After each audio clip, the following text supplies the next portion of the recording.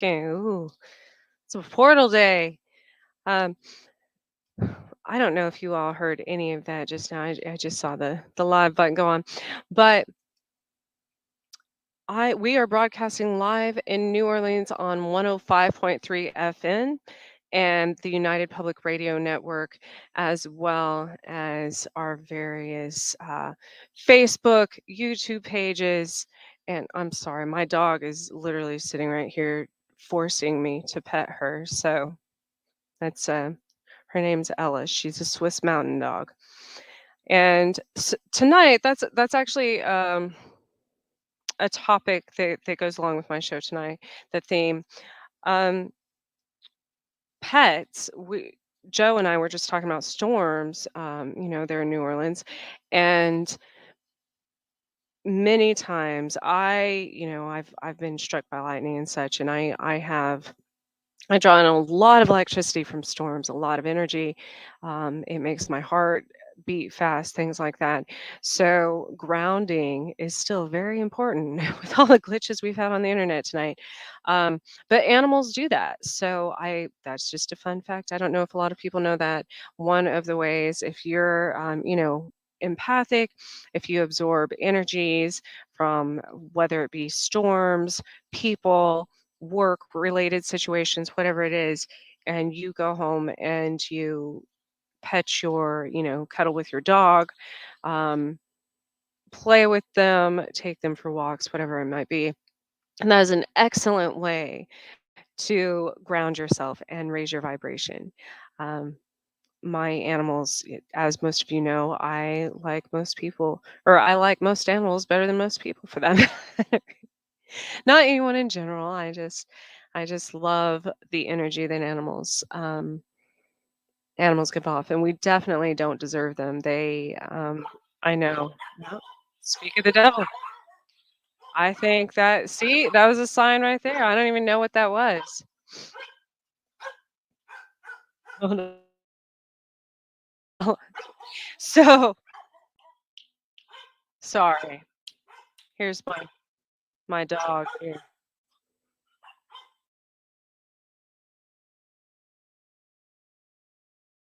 All right. So tonight I am going to welcome. I'm excited. She's not here yet. I'm still waiting for her to come through. But I have Reverend Jennifer Elizabeth Moore um, coming on, and she is a master a master healer. She works with the EFT system, um, highly empathic, obviously. She's also doing. She collaborated with the Modern Medicine Lady for the empathic women's system, and she has a lot. I started receiving um, her emails, her newsletters, and she has videos that she sends, and she so much good information. I was in this place of not knowing how to protect myself as an empath, how to stay away from, without completely isolating myself, how to be able to s- be surrounded by people and go in public settings and things like that and not absorb all of those energies. And it has been such a struggle for me living in a city because of course there's cars and accidents and road rage and all of the toxic um energy from the skyscrapers and the um gosh, here we have trains and we have buses and everything else that puts off that energy, the river. Um, and so it was very, very difficult for me for a long time to learn how to um, stay balanced and stay grounded and not completely absorb all of those things. So and that was really important um, because it can consume you and it can manifest in a very bad way. I'm sure some of the times that I have relapsed into Lyme disease, for that matter, um, also played a big part as far as um, my ability, how quickly I was able to heal from things. So, oh my goodness.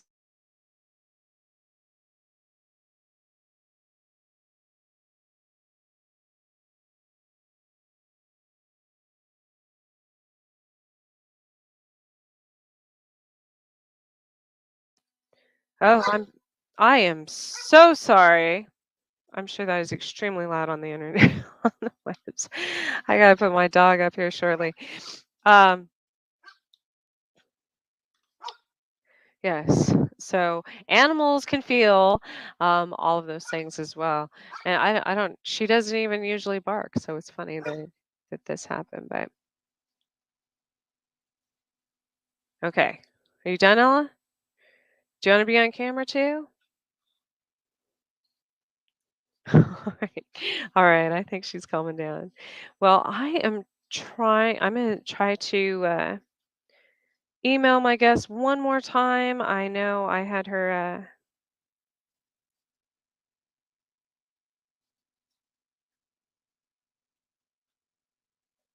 I have her information here. So, um, it's just a weird. So I guess I should go into why the 22nd is such an odd day for all of these things to happen. First of all, so many things in my own life have happened on the 22nd of any month. And that's because if you go into numerology, there's master numbers. So you have all of the numbers that can't be broken down. Your 11, 22, and 33 are all master numbers. So, but the 22nd especially has always been um, kind of a crazy day for me. So one of these days I'll probably do an entire segment on that, because that's something that, based on my own experience, has happened quite frequently. And especially when you get into um, mediumship and the paranormal and even portals and things like that. So Jennifer is here now. I see where she has logged on. So I will welcome her. I am so pleased to have her here, Reverend Jennifer Elizabeth Moore. Let me add her to there you go. Can you hear me? I can totally hear you. Can you hear me? Yes, I can. Yay! Oh, the glitches of the system, I tell you. Oh my goodness. And we're not even in a Mercury retrograde. I was just explaining my producer, Joe Montaldo, before we ever even started the show or anything, he was getting kicked off. I mean, this is somewhat normal for me because the powers that be, Mhm, mhm. it happens almost every time. I'll go to start a show and my computer will crash. Something will happen. I'll literally have it all set up, hit start, or like tonight, my dog who never barks is all just going crazy. She just, I'm always grateful when it's somebody else's dog who is barking on the podcast oh over my mine, gosh, I I gotta know. say. Yeah. As you're talking about this, you make me think about the fact that, as magical, sort of sensitive, paranormal people, electronic devices and watches and other kinds of Uh, stuff work weird. Like, I could not wear a yes. watch for the longest Mm-mm. time because, or I still don't wear a watch. I carry a phone as my time device because Yeah. within 2 days or 3 days of having any kind of watch, basically it would start losing time because like my energy system would cause it to go wonky. So, I'm the same way, and you know what? Now I've almost come if I've been having a bad day or I'm in traffic and something it has to be a pretty powerful it has to be a lot of emotional energy coming from me for this to happen. But I bought for the first time a newer vehicle with all the electronic stuff, which it's not an electric vehicle, but it does have, a lot of electric components. yeah. And I noticed when I first got it, I was much less balanced than I am nowadays. But Mhm. I mean, things like my check engine light would come on randomly, everything, and I would take it to the shop, and it would be the next day or whatever because they can't get to it right away. So it had sat for a little while, and they'd say, "Well, we can't find anything wrong with it." And I'm like, I get so frustrated, and there goes another glitch. Yeah. Yeah. but but yeah, even and I've talked about this before. I used to trip breakers in my house if I got upset when I was little, like light bulbs, low light bulbs. Probably I was extremely mad one time and a transformer blew outside my house. So whether I directly had to do with that or not, I do have I've been struck by lightning, electrocuted, all of those things too. So Mm. Mm.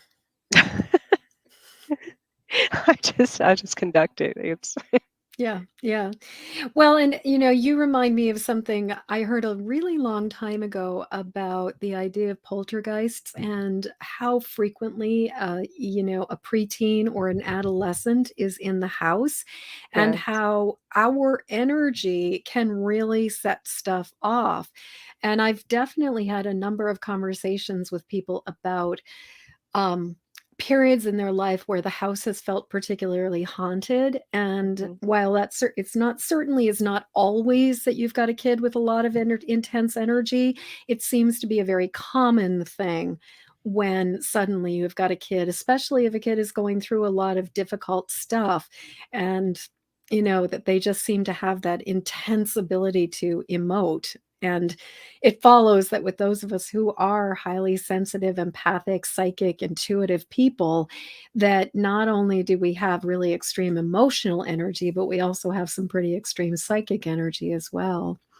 Yes. Yeah. And so I have 3 redheads, myself and my 2 kids, all under one roof, and we there are times there, and I didn't even realize I wasn't consciously doing this, over the last few years now that they're getting older and teenager, where we would all be at a different place around like full moons and stuff because obviously there's a lot more energy, and it wasn't even on purpose, but I mean it's probably for the best because who knows, we couldn't all be in the same place during those days, but my daughter might go stay with my parents and then my son's with my sister or something. So That while sounds I was working smart. or something. That But sounds but like smart. I said, I wasn't even doing it. I mean, in hindsight, I probably was, my Yeah. higher conscious, but um yeah, it worked out because we didn't destroy the house or, each other in the process. So, Mhm. Mhm. Well, and redheads are really, I mean, they don't call them redheaded stepchilds for nothing. right. Redheads, I for many years I actually worked as a tattooer and did it as a healing art, like for 20 years of my earlier career. And one of the things that was kind of known in the industry was that redheads tended to, their skin was wonderful to work on, but they tended to be more sensitive. They had a lower pain threshold than ordinary people. And they also were, more likely to bleed a little bit more. But I've definitely, and I've seen this, like redheads tend to be more sensitive than a lot of other people are. Also, it really doesn't make any sense. We don't have the same reaction to things like anesthesia or at Mhm. dentists. My kids were just at the dentist. I was telling their dentist this last week because from my like I was traumatized at doctors and dentists when I was younger because of things exactly like this, where it's due to like the The M1 MTHFR gene something. mutation. Yes. Yes. Um, the we don't have the same our bodies metabolize any type of painkiller or anesthesia much faster than a normal person. So even though we don't tolerate pain as well, we also don't anesthesia doesn't work, or Novocaine, Right. or Right. lidocaine, or any of those things. Um, and it took, I mean, I had my wisdom teeth taken out, and I remember kicking literally, because they only gave me one shot in each gum, and they had to cut them out. And so the dentist started when I could still feel it. And I literally kicked him in the shin from my Mm. chair, just as Mhm. a not on, I mean, not intentionally. It was a reaction. Um, and he couldn't believe. He's like, "There's no way she can feel this." And I absolutely, it was so. And, and there's, I've even flatlined um, during surgeries because I had an adverse reaction to Mhm. anesthesia. Mhm. Mhm. Mhm. Like, I I think was they should teach people these They things. should teach people these things, and yet, I mean, all of us who are sort of the outliers with the strange gene mutations and who are the highly sensitive empathic people, the doctors, like, I don't know, I have a motto that I've been living by for a number of years, which is don't judge your empathic rainbow by colorblind standards. And Mhm. it's like we live in a culture where the quote neurotypical unquote define the define the baseline and define the bound of like what is, and yet it's sort of like we're basing our experience and reality on a spectrum that is extremely limited. And Yes. there are those of us, and I actually believe like we are, it's funny that this is the podcast is the missing piece, because I think in some ways we are the missing pieces. We are the sensates. We are the new mutants. We are the next level of evolution where we are more sensitive, where we are picking up the stuff that's going on in the world around us. And yet you've got these muggles who just are like, really? She's reacting, or she just processed all that anesthesia. What just happened? And Yeah.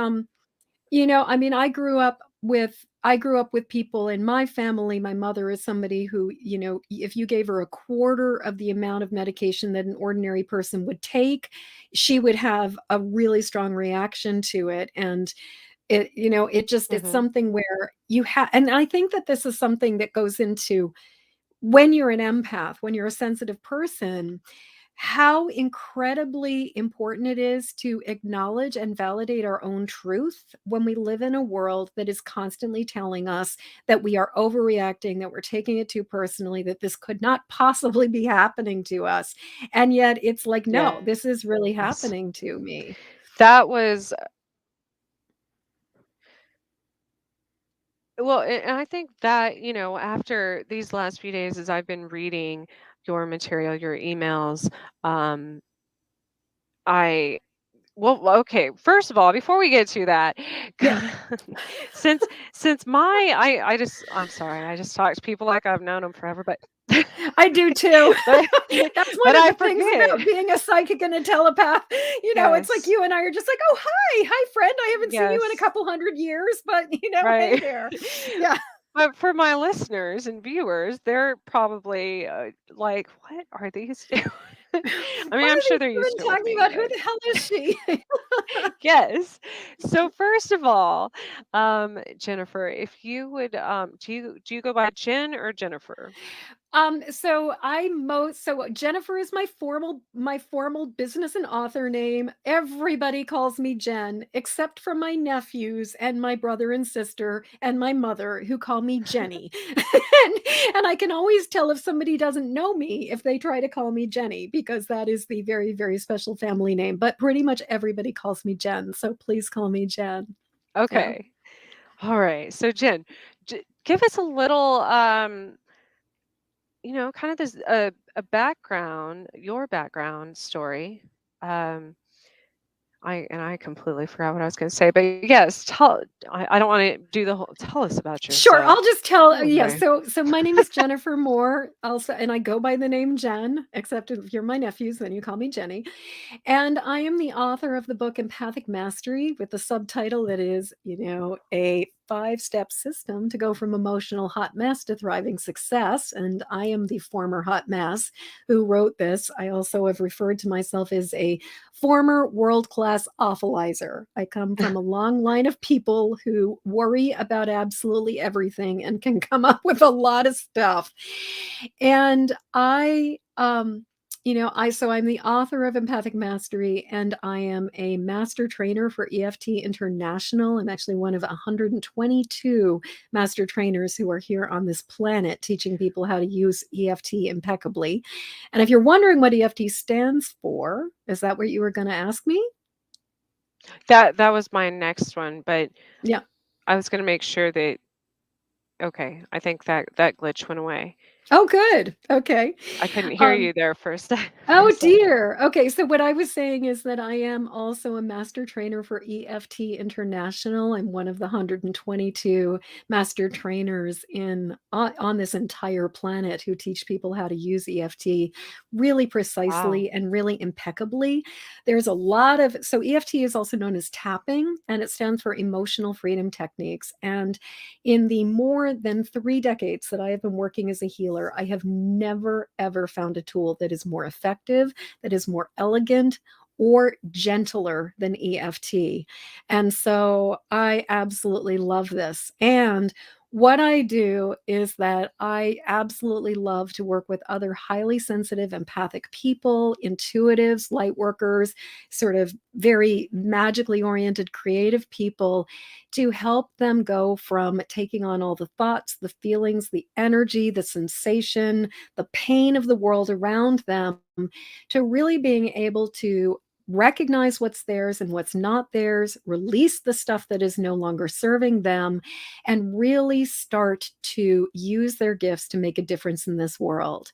And my mission is to support as many empaths as I possibly can, as long as I am breathing in this body. And considering that I've written a book, hopefully long after I'm gone, so that we can be part of the solution instead of part of the problem.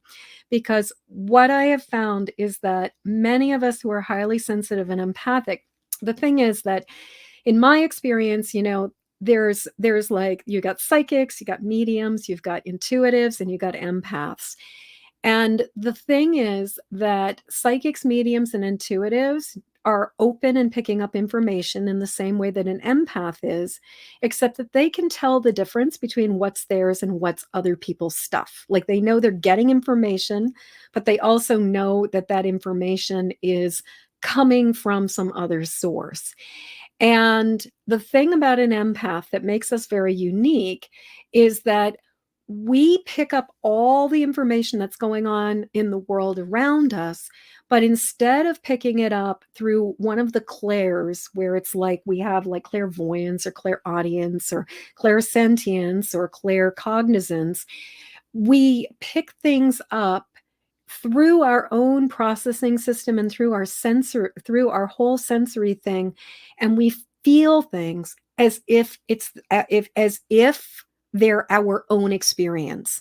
And so, what gets so confusing for empaths, unlike psychics and intuitives and mediums, is that we'll be getting the information, but we are filtering it through our perception and our experience as if it's our own stuff.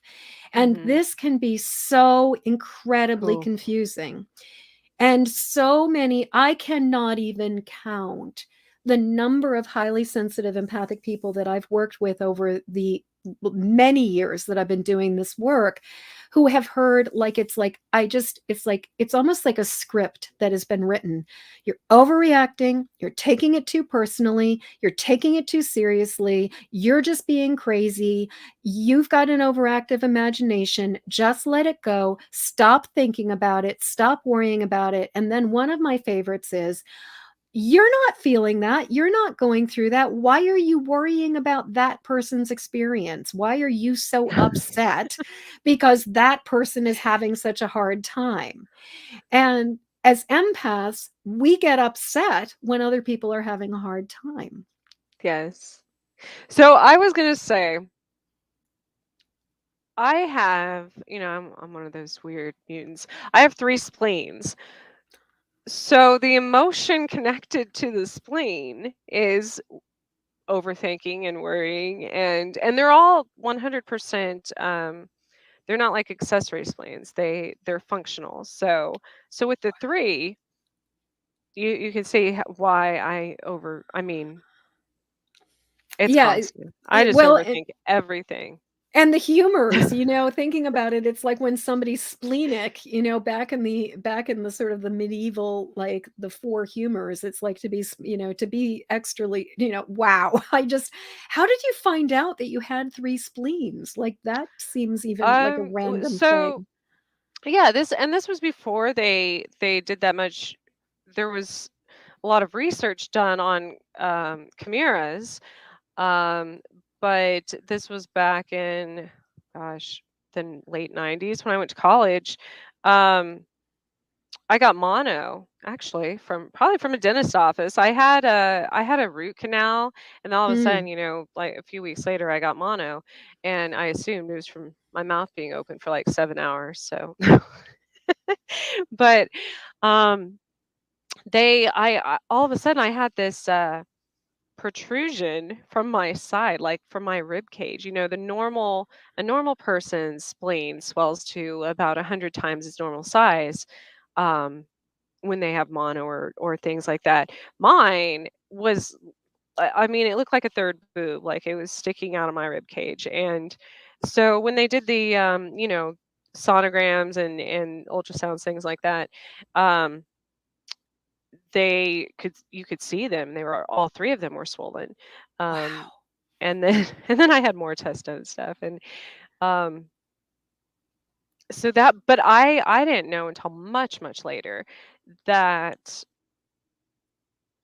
or maybe I didn't believe it, how much emotions and things like that are absolutely related to different organs. Mm-hmm. Um, and how big of a part that plays in our, because later on, aside from like the mono and stuff, I got Lyme disease. I had like scarlet fever when I was little. I had all these immune suppressant, which I was talking about right before you came on, which a lot of empaths, because we don't know how to, we just take everything in, and we don't have a way to get rid of it. So, Well, and I was actually interviewing somebody from my podcast, the Empathic Mastery Show, the other day, and we were actually talking about gene mutations, and we were talking about empaths and the correlation between some of these gene mutations that make it so that we don't methylate the same way or process things the same way that ordinary people do,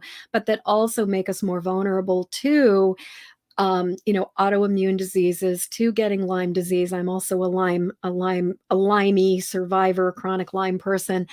And I come from, in my family, um, I would say I am probably the most overt empath in my entire family. But in my family, there's this gene mutation called the MTHFR gene mutation, which is all about our body's ability to process. Especially to methylate things through our liver and to process toxins. And this other woman I was talking to is from Australia. Her name is Magic Barclay. And Magic was talking about, basically, she confirmed what I had been suspecting because she's done a lot of work with people around this. And she's like, oh, yeah, there is a direct connection between these gene mutations and empaths, like that many of us who are sort of special also have all of these gene mutations. And my husband is a very dear, very special, very magical person, but he's definitely not the same. And it's interesting because, looking at his genes and looking at mine, I am a hothouse flower with a ton of bizarre gene mutations. And I'm super sensitive. My mutation that I learned or I discovered when I was in high school is I like have no knuckle on my pinky finger. Like, I have Oh, 3 wow. knuckles on my hand, yeah, and I didn't know it until I was drawing a hand, and my teacher looked at my hand and he said, And "Why, she's like, Jennifer, why are there "Huh, 3 knuckles on that hand?" And I said, that's "Because interesting." you only have 3 knuckles." And he's like, "No, you don't." And he throws his fist in front of me and he's like, "See?" And I was like, "No, it's see?" And I showed him my hand and it was missing the extra knuckle. But Wow. I really, it's just so fascinating how much there's that direct connection between, our physiology and our experience and our feelings about the world. So every time I've had about 5. I mean, there's been others that I didn't actually like flatline and things like that. About 5 near-death experiences. But after each one, I don't know how to explain to anyone who hasn't, I guess, died in this lifetime. come back, um, your heart chakra is completely like, everything is like reset when you come back to life. And so it was always those times that back when, I would go to church, I would do all of these things. I was volunteering for different like nursing homes. I was doing stuff. But it was those times that it was so difficult for me, because I would be sitting there in church and, I not only was I experiencing all of these emotions from everyone around me, but after each time I became more intuitive. I became Mhm. more receptive. All the clairs, I was each it's like each time I added on a new gift, that Mhm. almost killed me. Mhm. So if that makes Mhm. sense. So Totally makes sense. so I would be sitting there and like all these voices, inner voices of everyone around me, technically, I guess I was hearing their thoughts. But this was only a few years ago, before I learned how to really control it better.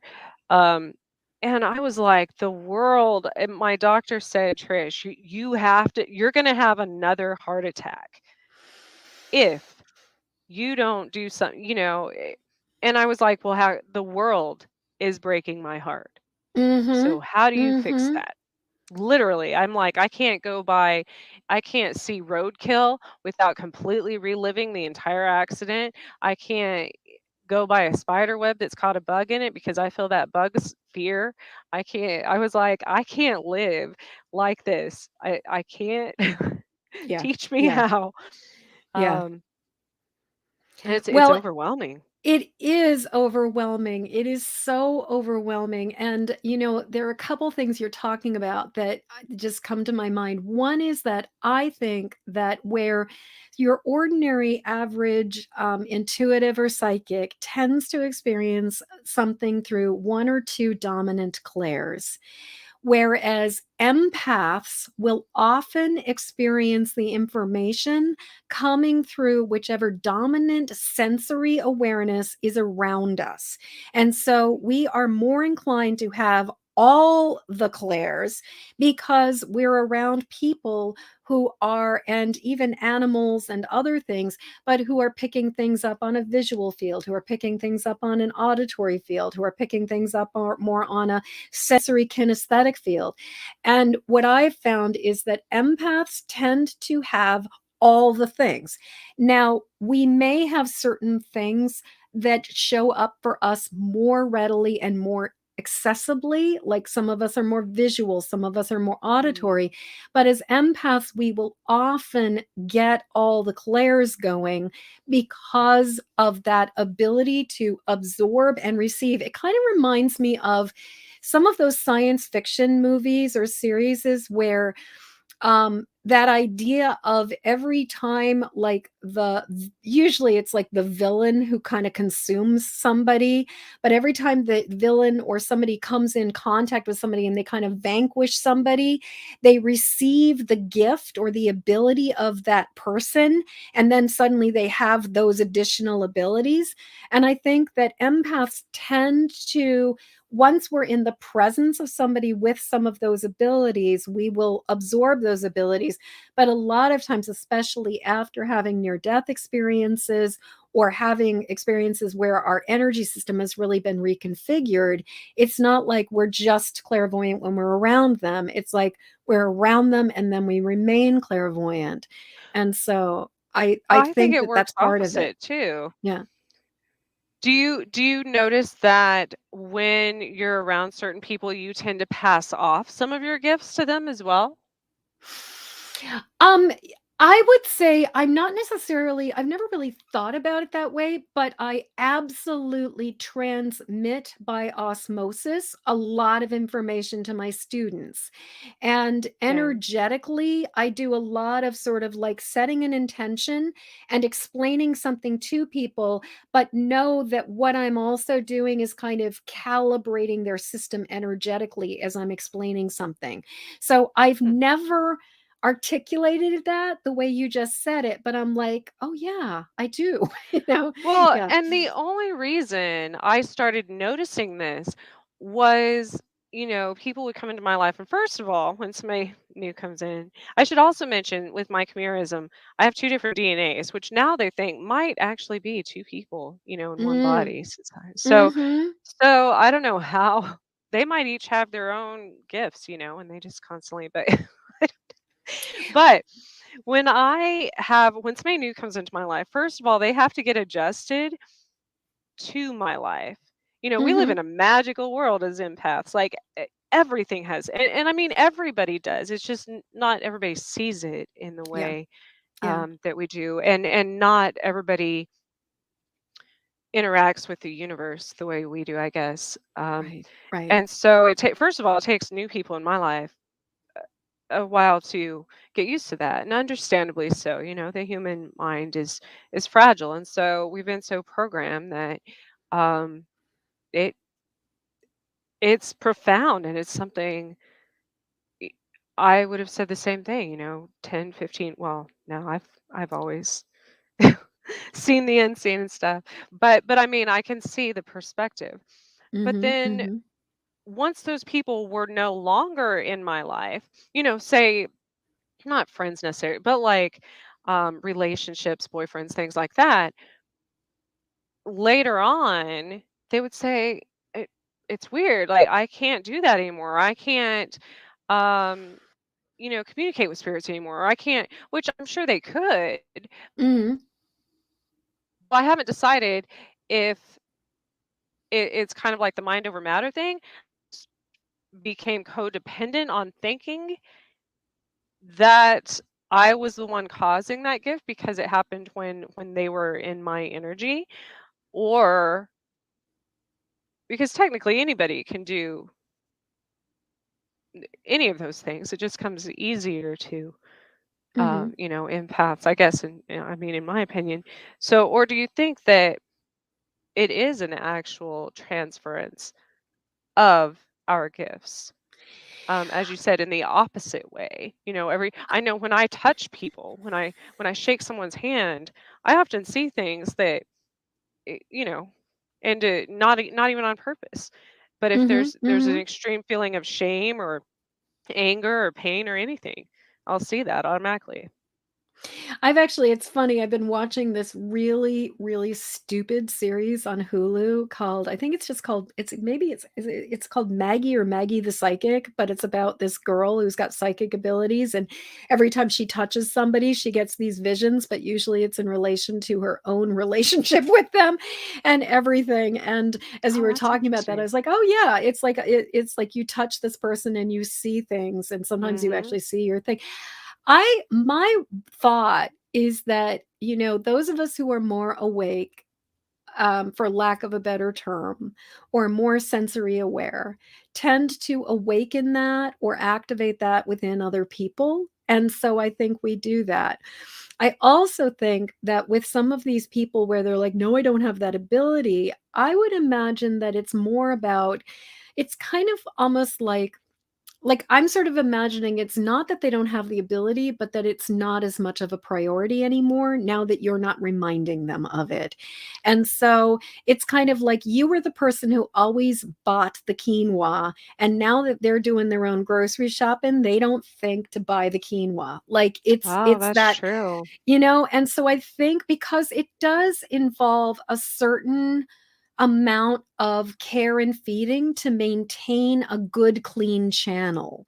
And when information, some of us cannot help information coming through, but there are a lot of people who are better at compartmentalizing or pushing it down, where they can kind of go back to turning the volume down and not really paying attention if there isn't somebody around where it's like the volume has been turned up and they are noticing it. Hmm, that makes sense. Yeah, especially I'm also, I became a personal after Lyme disease, I became a personal trainer and things like that. So yes, I'm the one that's like, because I have to be, otherwise I'll go back into remission of that, Mhm, the mhm. healthy eating and the plus I 100% back then I didn't know that. I just thought I became a trainer, mostly by default to heal myself. But I didn't realize back then how much energy, um, negative and positive, and I've talked about this on my show before too. Objects carry, uh, Mhm, wood, mhm, um, food, mhm. basically your clothes. That's what I was saying. If you're wearing something, even unintentionally, that was created by a child in a sweatshop in another country, then that's going to have negative energy, or Absolutely. and so that's when I was talking about like grandma's cookies, everybody you can give that recipe out to whoever you want, and they will never be the same because her energy and love was like no one else, and so I think I mean it took me a long time to understand that. Was it the same with you, when people meet you and say, wow, I wish I had that ability. I wish I could do. I don't think it's kind of like the internet, people don't see what goes into all of this beforehand. Well, and I think that so much of it is, there's the natural innate ability. Like, one thing I do believe is that in the same way that I am not made to be an NBA player, and I will absolutely never in this lifetime be skilled as a basketball player. And even if I practice every single day for the rest of my life as somebody who is literally 5 foot and 3/4 of an inch, there is no way, and especially being like a postmenopausal woman of a certain age, there is no way I will ever, ever, ever, ever be an NBA player. I do believe that there are those of us who are more predisposed towards the sensitivity and toward these abilities than other people are. But I also believe that, and you've been talking about it, that there's also an amount of learning how to care for our channel so that the information that is coming through good and clean, and we are not getting gummed up with our emotional distress. Because I've also seen people where they're utterly convinced that what they are picking up on is psychic information, when really what it is a projection of their fear. And Hmm.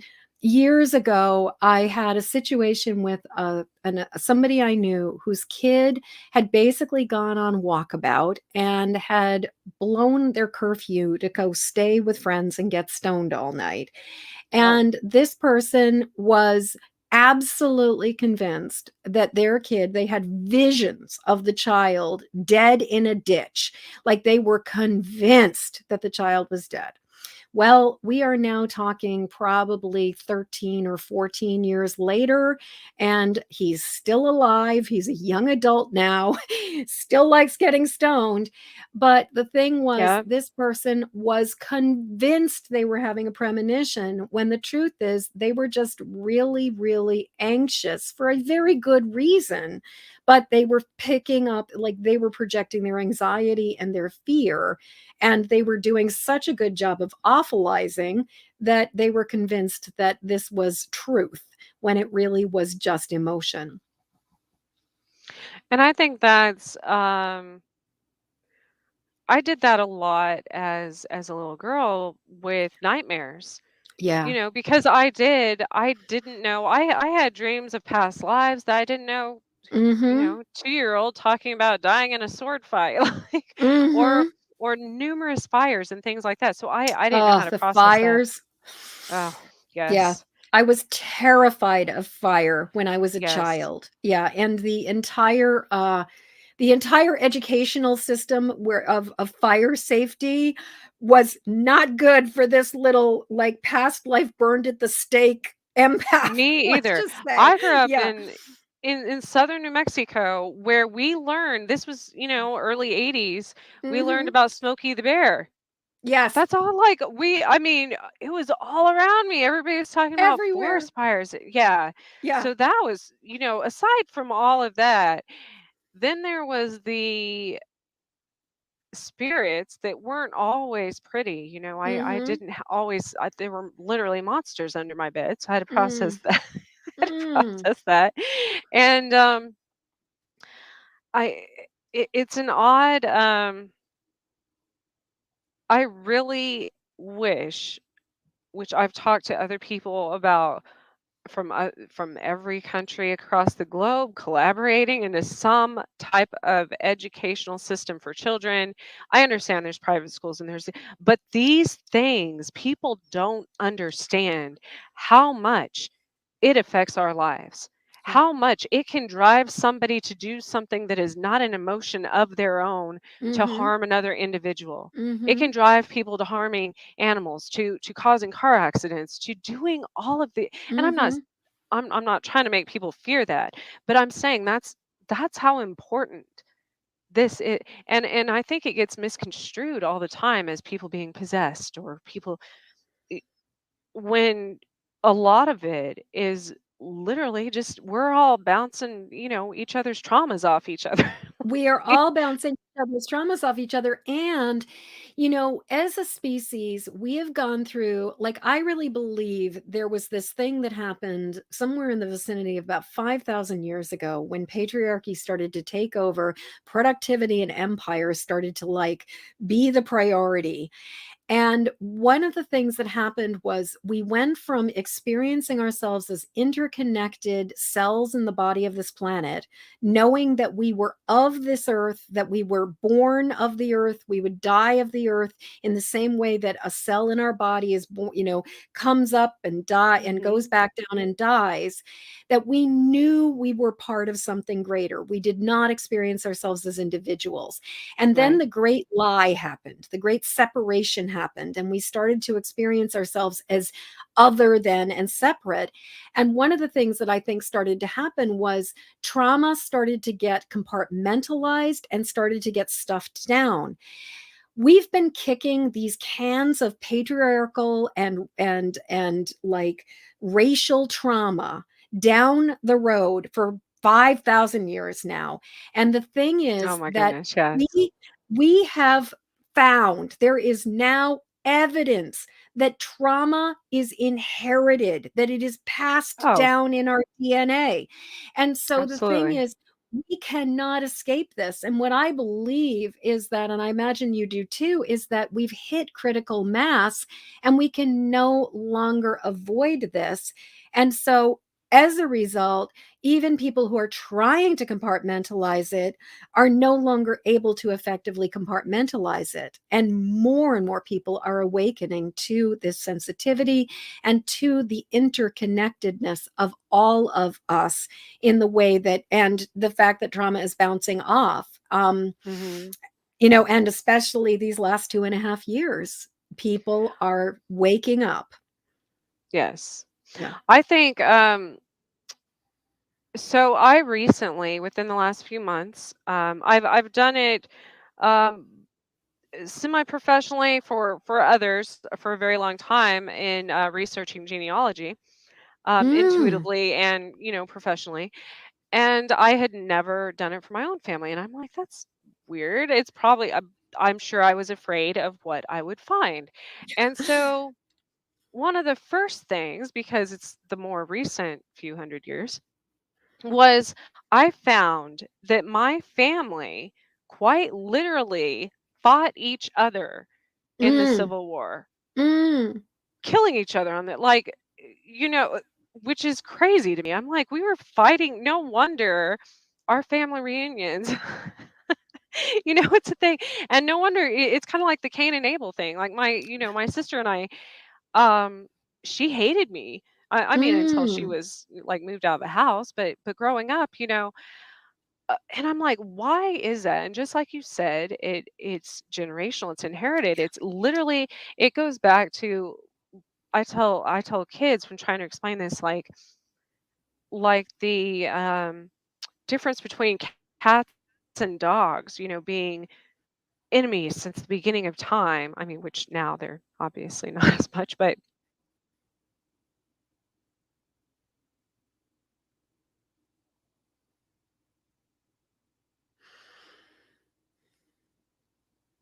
I lost you there for can you I hear know, we me? glitched. Now I can hear you again. Yeah. You were um saying cats and dogs since the beginning of time. Yes, they were always enemies or Yeah. perceived as enemies. And so I'm part native. Obviously, I have the Celtic, Mhm. Irish, and Scottish background as well. A lot of our bloodlines go back to Egypt, obviously. But then also, there were both African slaves and Irish slaves around the Civil War area. So I have all of these um, different cultures which Mhm. have fought each other Mhm. actually. Mhm. Some of them still to this day. And Yeah. so I thought it was interesting when I got Lyme disease and things like that, and with the two different DNAs and stuff. And I tell people, I the way I understood it from the outside, we have to heal the inner wars before we can heal the outer ones. But my body don't if they can't like learn to get along in this planet of Trish, then they will literally kill each other. And that doesn't Mhm. serve any of Mhm. them. Then I get Lyme Mhm. disease, then I get these immune suppressant diseases, then my blood, everything else goes to hell. So Yeah. all of that and all of my bloodlines have to learn to get along so I can live. and so Yes. Yes. and so Yes. Well, and I love how you're talking about just the awareness of like how when we start merging or thinking about our bloodlines, it's like I know I'm like 80, I'm something ridiculous. Like I call myself Whitey McWhiterson because I am like 81% Celt. Like I have, and then the rest of like I've got a lot of Northern European ancestry. I do have a mhm. tiny bit of Native American ancestry, but most of me is just like European. But within that, I mean, I have a lot of Irish ancestry, I have a lot of Scottish ancestry, I have a lot of English ancestry, and it doesn't take all you have to do is like watch the movie Belfast to see that even in 19 like for the 20 years ago the Brits and Yep. the Irish were fighting with each other like and you're right. There's like these conflicts within our DNA that are impacting us that we are trying to come to terms with, that we're trying to reconcile. And I think your point of how this impacts our health is just so oh God, that's just exquisite. And like I think you're just so onto something there. Well, and that's, I started thinking about it since I absorbed my twin, literally. And as I said, there's been stories of this since the beginning of time, from the Bible, from so many different fairy tales, myths, legends, the Greek and the Greek gods and goddesses, Egyptian times where two siblings tried to kill each other. And Mhm. so that was interesting to me. I'm like, well, okay, so first of all, I've never quite figured out, does the one that the stronger embryo overpowered, I'm sure that was traumatic, at birth. Like, Yeah. however that developed, I'm sure there's some sort of maybe anger or resentment there. Um, but it's kind of like it reminds me, and I when I had this epiphany one time, just recently in the last few months actually, it reminds. Uh-oh. Oh, Yeah, wait. Oh, okay, Amy. we're back. The fish that they have that parasite thing, fish maybe. It's a smaller thing, but it's a parasite living on their tongue. It literally becomes their tongue for Mm. the bigger fish. Mhm. Now, if that smaller fish overeats or doesn't eat or whatever, it will kill the bigger fish. But at the same time, if the bigger fish, it's now a part of that bigger one.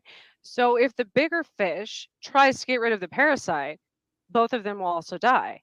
Right. Right. So that's, when we go back to our ancestors talking about everything being one and this earth and how it because that's how it works.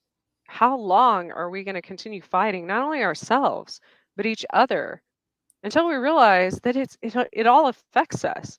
It all affects us. Yeah, I mean, the absurdity and so I want the absurdity of the idea that I can cause harm to another human being and that somehow I'm not going to like that the front and the back are not connected. I've Right. never understood the ability to compartmentalize, and I actually think some of it is like people who truly believe that like this realm of earth is a dress rehearsal for the heavenly kingdom and they're completely separate. And I'm like, all you have to do is really listen to the words on earth as it is in heaven to understand that there is a direct link between heaven and earth. But somehow some people did not get the memo, and I think are just thinking that it's all that there, we aren't interconnected, and that if I do something lousy to somebody else, it's not going to come back to bite me in the butt. Right. I want to say it's so fascinating the conversation we're having. So I was born with two placentas. My mother Wow. gave my mother gave birth to me, and my umbilical cord basically, I had two placentas and essentially an umbilical cord that kind of wrapped around like a double umbilical cord that became one. And I was born with two placentas. As a result, my mother nearly bled out giving birth to me. And so she nearly died giving birth to me. So I basically was born, I believe, sort of, I came in through the outdoor. And so even though I have personally not had a,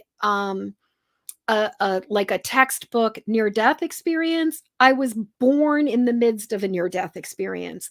But I don't have the necessarily, we never did a DNA to confirm this, but my sense has always been, once I understood I was born with two placentas, then I'm also an assimilated twin. So I find it so Yeah. interesting that you and I are having this conversation. I was like, well, hello, you know, and what I got was that I was Um, born 3 weeks early. Yep. Can you hear me? 3 weeks early. Um, and so did that change your zodiac sign? Yes. I was well, I was actually so no, I would have probably still have been a Capricorn. I was born right on the cusp of Aquarius and Capricorn, so I was a Capricorn. So it didn't change my zodiac sign, but what it did that was interesting was that so I have Mars in the 12th house in Leo. And what an astrologer at one point looked at was that apparently, looking at what was going to be happening at the ephemeris, had I been born a few days later, Mars would have gone retrograde. And the theory that some astrologers who I've talked with had, but this one astrologer and I had this conversation, was that my mother, because of the double placenta, probably would not have been able to get through the childbirth if I had been any bigger than I was. So I was Wow. born 3 weeks early, and my mom, even though she nearly died because she nearly hemorrhaged to death, she survived my birth. And so the theory is that if I had been born any later because of the Mars retrograde, it would have been very problematic. And Right. I believe that I probably would have been a fraternal twin with a brother, because I was looking for this person for the first 32 years of my life. I felt like there was the missing piece. I was like, where are you? Where are you? Where are you? Where are you? Yes. And I just got chills as I said that. I mean, the loneliness and the feeling of like, Yes. I cannot find you. I know you. And I have another friend who's also a healer who had a twin sister who did not get born. But with my brother, what I believe happened was that we understood the peril for my mom, and they also decided that this particular incarnation was not what they wanted. And so I don't believe that I assumed that I assimilated them from a place of malevolence. I believe what happened was they checked out. Like they're somewhere in Mm. the early part of the first trimester, they went, I'm out of here. Thanks for the fish. And I was left with this. I basically was left to sort of assimilate all of this. And I was basically left there because it allowed my mother to survive my birth and then the subsequent births of Wow. my siblings. So I actually do not believe that I did anything, that there was any kind of Cain and Abel action going on as much as it was. And I know other people, like this other friend of mine, they did not lose their sibling because because of malevolence. They lost their sibling because she could not bear to be born into the world right now and opted to not come planet side. Well, so and I don't know. I'm assuming this came from my father's trauma. He had 8 brothers and sisters and they lived on a farm, and his mom, would have a child and get right back to working without skipping a beat because that's how amazing women were. We think we have it hard, but it's Mm-hmm. so my sister, I have an older sister, and so when my mom found out she was pregnant with me, my dad panicked, of course, and said, "Oh, I don't want any more kids. I don't want," so my sister was planned, I was not, of course. And I think it was then because he had such an emotional reaction to not wanting another child. Um I think that been where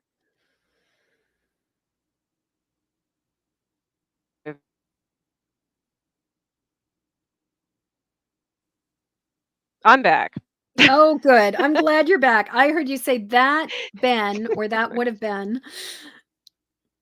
Oh, I think that would have caused, uh, I don't know, had my other half, or maybe it would have caused my mom health problems. I'm not sure. Mm-hmm. But what Mm-hmm. happened? It's interesting you say that your twin checked out because I did the same thing up until 4 years ago. So I was 30, what, 7, I guess, 4 years ago. I was 37 years old, searched all my life, thought I had a part of myself missing, quite literally.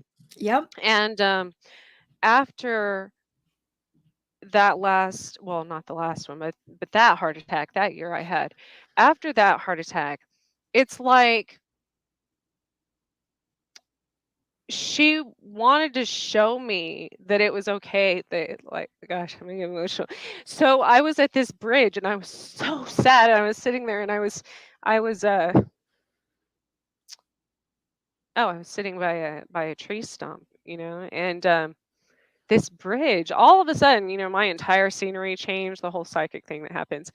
And in spirit form, my other half, my twin, came to me and grabbed my hand, like I'm coming back, And so, um, it was something that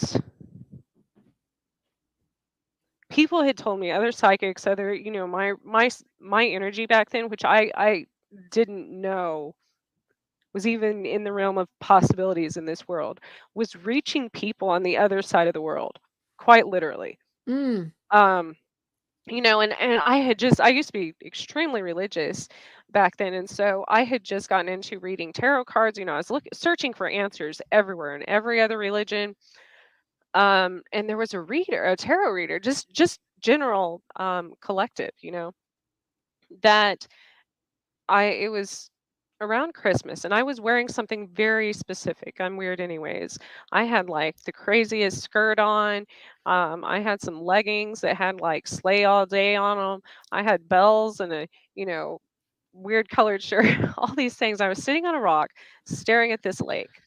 She described that to a T, Mm. and she was somewhere in Europe at the time. And of Mhm. course, me, for my not very awakened mind back then. Still probably not, but I was like, no, that's not even possible. She's talking to millions of people. Surely there's how many others that are sitting on a rock on this day wearing these crazy leggings and has the side of their head shaved and has red hair, and I'm trying to logically, I guess, rationalize all these things. And she said, you've been looking for your twin that's been within you and with you all along. And so it was at that moment it made sense. And which is interesting because my uterus is heart shaped and completely split Mm. down the middle. So Wow. it's like Wow. So she I really carried is my with daughter you. on one side and my son on the other side. Wow. That's amazing. Yeah, in my case, I believe that my twin incarnated a couple of years later, and I believe that I actually found him in this lifetime when I Wow. was in my 30s.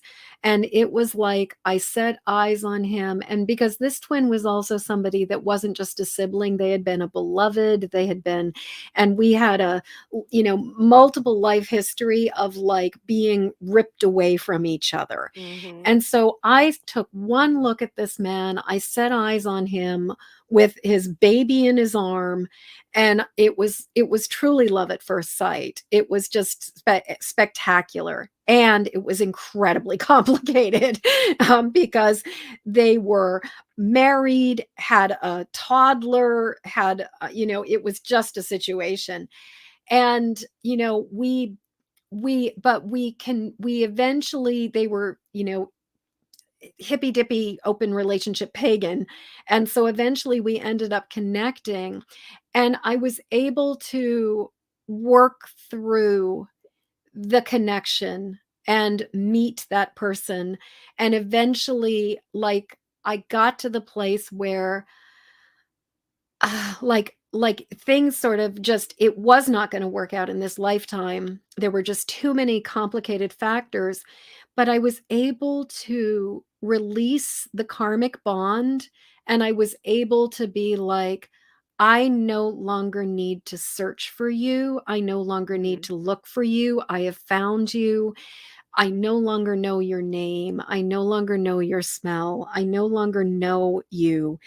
Go with God, do your thing. I love you. I forgive you. I release you, but let's just stop looking for each other, because we've never been able to stay together. It has always gone horribly awry.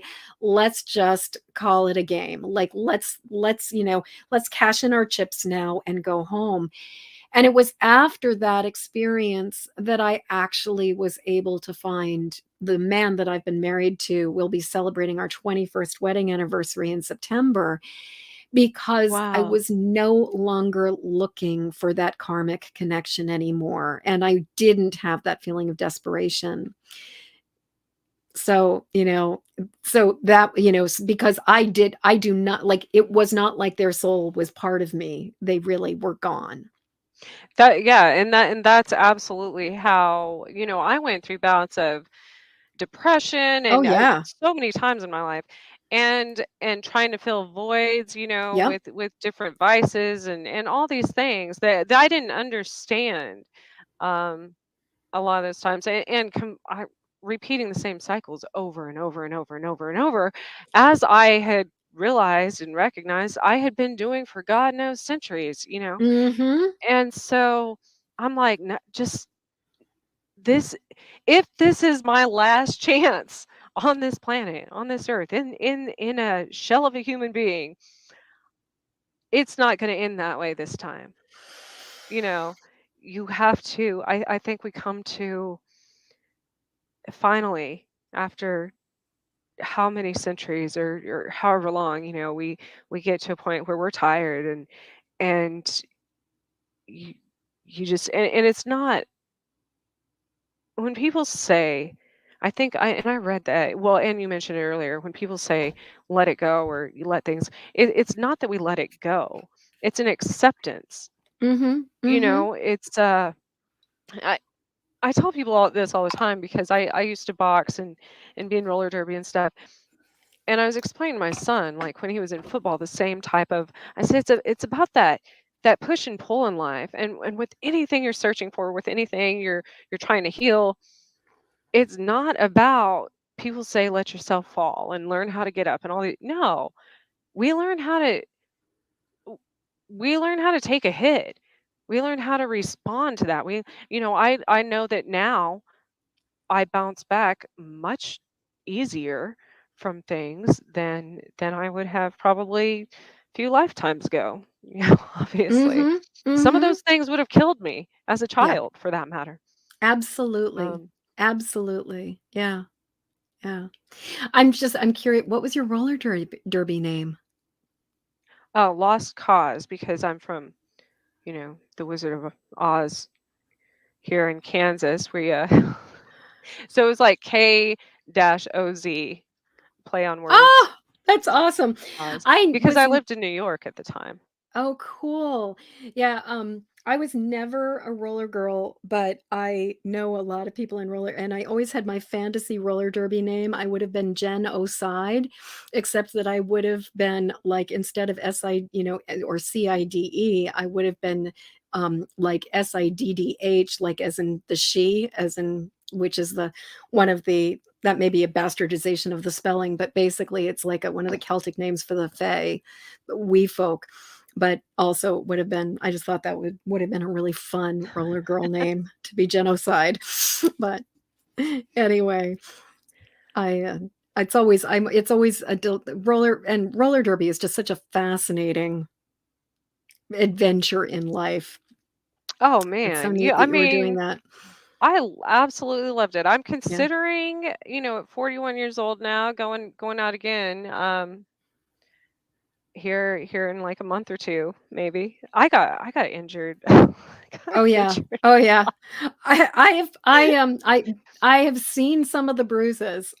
Yeah, I've definitely seen some of the bruises, and it is impressive what you can do to Because those are yourself. speed skates. Yeah. So, I mean, even if you don't have any contact with anyone, you could still hurt yourself really Yeah. bad, Yeah. really badly. Um, but I think that's life. Yeah. We don't have to have other people to blame all of our, all everything we do to ourselves. It's like Right. witches getting a bad rap. Half the time we curse ourselves. We're not out there Absolutely. cursing anybody else. We Mm-mm. curse ourselves by the way we talk to ourselves, by the way we treat ourselves. Oh, You and as know. women, especially, I mean, the Oh. amount of self-negation and the amount of negativity and Mhm. all of the ways that we are. And, yesterday I taught a level 1 EFT training all this weekend. And I had a bunch of different, as I was working with my students, one of the things I was just so struck by is how, especially when our body is going through a challenge and going through illness or sickness or disease, how much we hate on ourselves, like how Mhm. little mercy we have for ourselves, how much we tell our bodies that they're being wrong, how often we tell ourselves that, like that we're broken. Mhm. And I believe that our bodies are always, always, always trying to look out for us, that our bodies are always trying to keep us safe. I personally, for me, Lyme disease was absolutely a great awakener and was absolutely a boundary setter for me.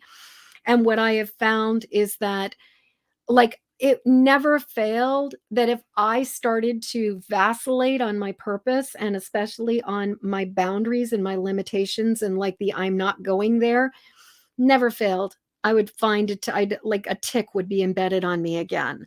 And I mean, Oh, I can't yeah. even count the number of times that I've been on Doxy because I mean, I live in Maine. We are one of the epicenters for Lyme disease. Yes. I was actually going to say earlier, and then we talked about something else, but in my family, nuclear family of 9, 7 of us have had either chronic or acute Lyme disease. And my thing is, I just imagine probably the other 2 just never got diagnosed with it. But we also have gene mutations that make us substantially more susceptible to Lyme disease.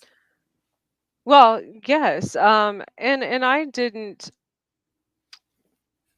as humans, we have the capability to heal ourselves from anything. 100% from anything there is. We were born with that. It is within us. We just don't have that faith. So, I guess when, as a single mom, when I had Lyme disease, I still worked full time. Um I had both my kids pretty much alone, in hospitals and things like that. And so I I went blind. I for a while. I lost my hearing for a while. I lost my ability to speak for a while. So I lost all of my senses Mm, um, there for a while. And so I became very depressed. Most people don't realize that Lyme disease mimics so many other diseases. So it has one of the highest suicide rates as well because it mhm. not all you're cognitively losing your mind. Like the Yes. white, they said I had less than 1% chance to live with the white lesions on my brain.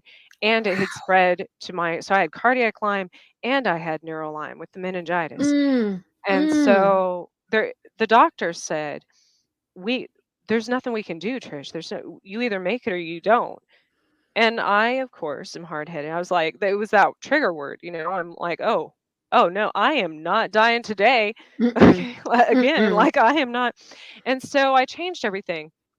But one of the most pivotal moments of my life to this day, not only with Lyme, but in changing my perspective in everything else, was when I heard about a woman who was diagnosed with Lyme, and they gave her a few weeks to live.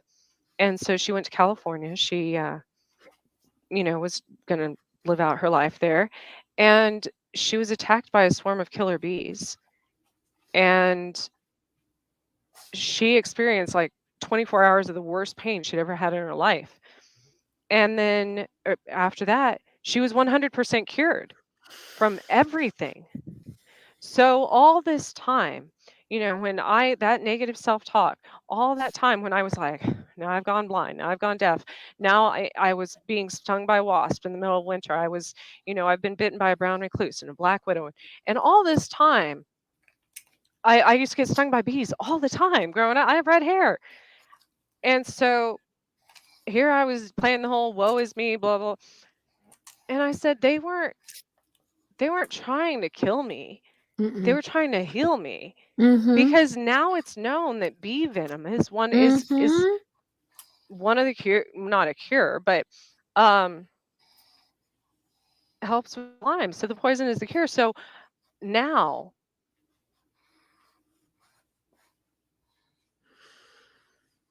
can you speaking of hearing and the then the audio goes out. I know. And my seeing, when I regained my vision, I could almost see in infrared and ultraviolet. And Wow. they say when you lose things, like even when you have near death experience, you start using other parts of your brain, Mhm. so I think those senses were heightened because Mhm. I lost Mhm. them. And so it changed. Then I'm like, oh my God, now all of these animals sacrifice themselves to save me. So it completely went from me being the victim to seeing the other side, and it changed my entire life in that Mm. minute. Mm. I'm just sitting with the magnitude of that and It's just yeah. and that's when they did my blood test to prove, because here's another thing, I don't know if you're this way, but as an empath, I still I'm working on it, trusting my intuition, trusting my everything, but I'm still one of those have to see it to believe it type people. Mhm, mhm, mhm. So then they went back and did blood tests, said, "Oh, well, you had Rocky Mountain spotted fever when you were little. You had, um, you know, all these probably Lyme disease from the time you were, but just didn't know it." So Right. then I thought, like, literally all these incidences, I thought back to Yeah. that something bit me or that something happened to me, and I'm like, that they weren't trying to kill me, Mhm, you mhm. know, and it's profound. Yeah. Um, I survived not being in a car accident last week because a brown recluse that I allowed to live on my porch for the last few months ran inside last moment and delayed me, and I accidentally stepped on her. Oh. But when I got on the highway, it was about 5 to 10 minutes prior. There was a horrible car accident, and so I was telling my listeners. I said everything happens for a reason. And so Mhm. I no longer get mad at spilled milk over spilled milk. Right. Right. I'm not Right. getting mad when a spider's in my house because she it, she wasn't trying to kill me. Mm-mm. She was stalking, and so nothing nothing we're always in the exactly the right place at exactly the right time. Yes. I think that is, I think that that is there's something so there is a part of my soul that absolutely knows that to be true, and then it's so funny how the ego jumps back in and Oh. starts going, like, and I grew up in a family of like, I grew up with atheists in my family. I grew up with Mhm. skeptics. I grew up with people who are just like, if you couldn't see it, it wasn't real. So I totally get the you need to see it to believe it. And I love how you're talking about, like, these little things where if you just look at it, it's like just these little events that just protect us and keep us exactly where we need to be, and really are designed, like, I know for me, even I have no idea when I first got Lyme disease. Like, I have no idea. As I look back, I there's strong indications that I probably had it for a much longer time than I knew. Um, but I look at when it became a really acute problem for me, and I see what an agent of change it was, how profoundly it transformed my life. I Mhm. would not be having this conversation with you right now. I would not be on this podcast if No. it were not for the fact that the Lyme disease basically caused me to pivot my entire life and move away from and all the things that were in even remotely misaligned. Like, I had a thriving brick and mortar business. I was doing fantastically, but I could feel that I was outgrowing it, and I could feel that it was no longer where I belonged, and it was time for me to stop doing this work. And Lyme disease was the wake up call that really allowed me to say, I know I'm here to do something different. And I had a couple weeks where I was just so flat on my butt because I basically got it. I got, because ticks often carry mycoplasma pneumonia as well. So I Mhm. basically my the manifestation of my Lyme came through as Lyme induced pneumonia, and like bad mycoplasma, and just really, I mean, I wasn't hospitalized, but like I was so exhausted that I thought watching Beyond the Valley of the Dolls movie on TV was actually interesting. And I haven't if you've seen. ever watched it, it is one of the most boring, schlocky movies from the 1960s you'll ever find. Like, I was that out of it, that like that was my pacing and that was my speed. But within a couple, like I basically like slept through a couple weeks, but I did this thing where I would like sleep on the I would sleep for a couple days, and then I would rally, I'd get a little bit of energy, and I'd make myself go to work.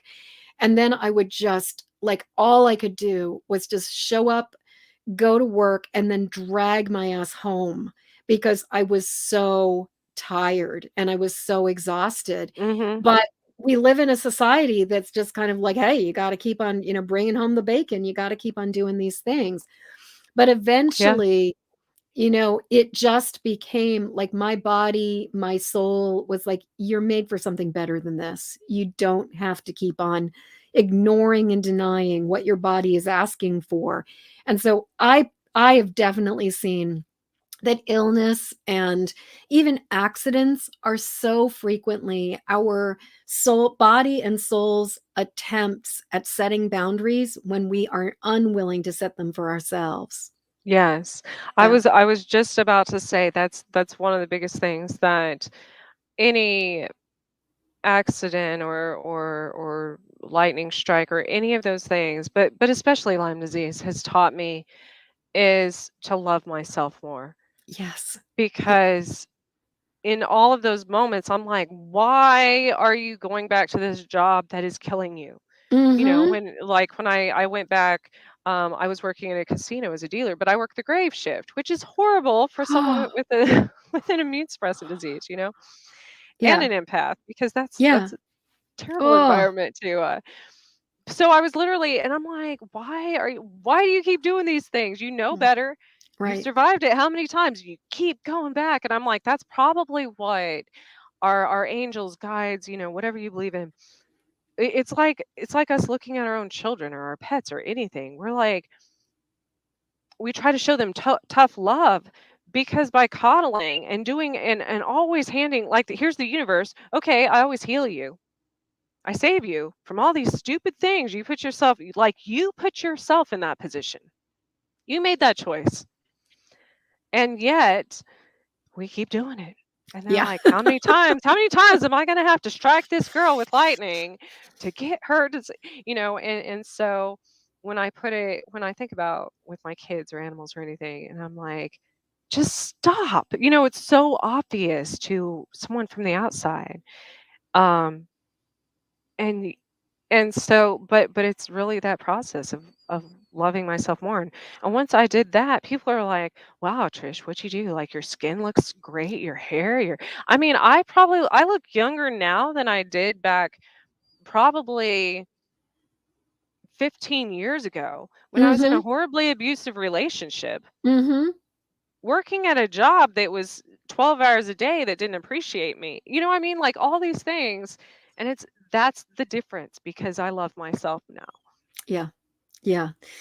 Well, and I also just like having mercy for ourselves and compassion for ourselves when we miss the mark, when we slip away, when we make those decisions, when we eat the cheese curls, when we, when we do something where we are like, I know I shouldn't do it, but I'm going to do it anyway.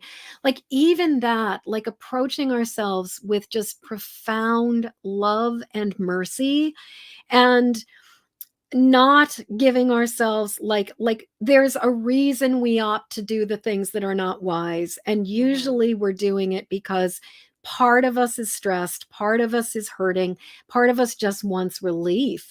And we were one of the things we're learning, I was teaching my students to tap on, is food cravings yesterday.